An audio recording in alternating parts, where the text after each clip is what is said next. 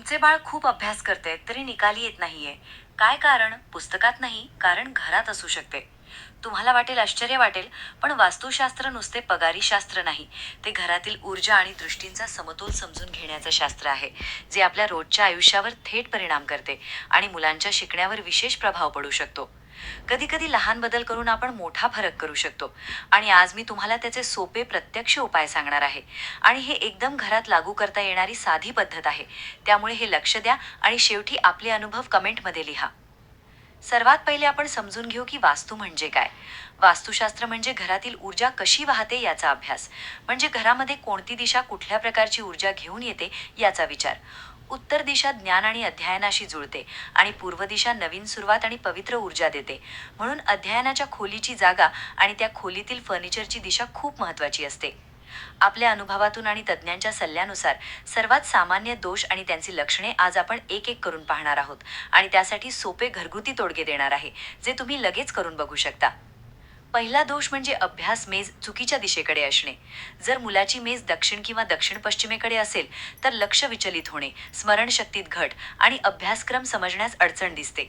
जर मेज उत्तर किंवा पूर्वेकडे वळवून देता येत नसेल तर किमान मुलाने सुरुवातीस उत्तर किंवा पूर्वेकडे पाहून बसण्याचा प्रयत्न करायला हवा.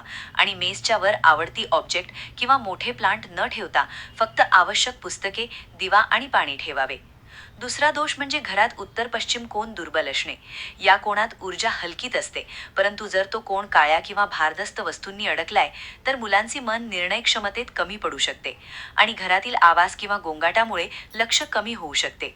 यासाठी त्या कोणात हलक्या रंगाचे पडदे, लहान फर्निचर आणि एक लहान प्लांट ठेवणे किंवा काही वेळेस मंद प्रकाश ठेवणे उपयोगी ठरते.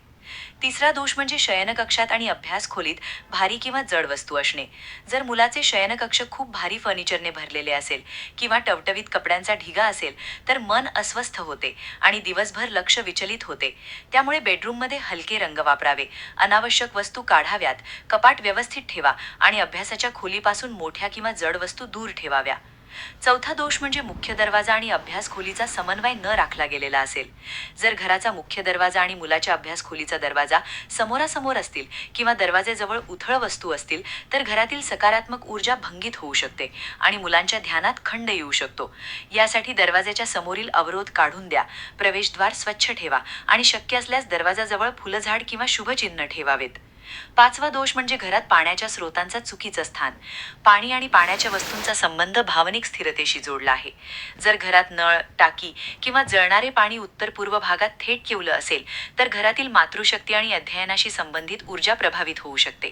त्यामुळे पाण्याचे स्रोत उत्तर पूर्वेत ठेवू नका आणि जर तिथे असतील तर व्यवस्थित झाकण ठेवा किंवा त्यावर स्वच्छता ठेवा आणि पाण्याच्या जवळ कधीही गंदे कपडे ठेवू नका. आता मी तुम्हाला दोन खऱ्या गोष्टींच्या कहाण्या सांगते, ज्या तुम्हाला पूर्णपणे समजतील की हे बदल किती परिणामकारक असू शकतात. पहिली गोष्ट लातूरच्या एका कुटुंबाची होती. त्या कुटुंबाचा मुलगा 7व्या वर्गात होता. तो खूप अभ्यास करायचा पण निकाल सतत कमी येत होते. पालक अत्यंत चिंतेत होते. त्यांनी घरात विविध गोष्टी बदलल्या पण फरक समोर आला नाही. नंतर त्यांनी वास्तूच्या सल्ल्यानुसार मुलाच्या टेबलची दिशा बदलली. ती टेबल आधी प्रवेशद्वाराच्या समोर होती आणि खोली खूप गोंधळलेली होती.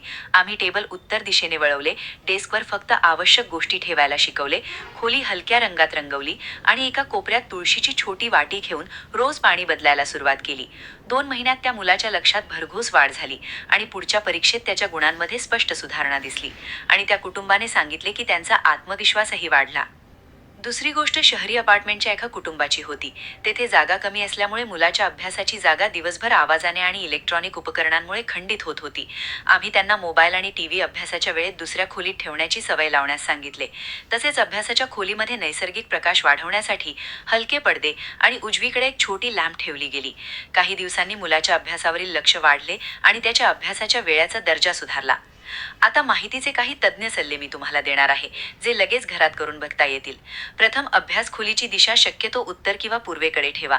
हे ज्ञानासाठी आणि नवीन विचारांसाठी लाभदायक असते. दुसरे, टेबलवर अनावश्यक वस्तू ठेवू नका. हटके खेळणी, मोठे पॉट्स किंवा कोविडच्या झाडांमुळे विचलन होते. तिसरे, प्रकाश नैसर्गिक ठेवण्याचा प्रयत्न करा. सकाळचा प्रकाश मुलांच्या मेंदूला सक्रिय करतो.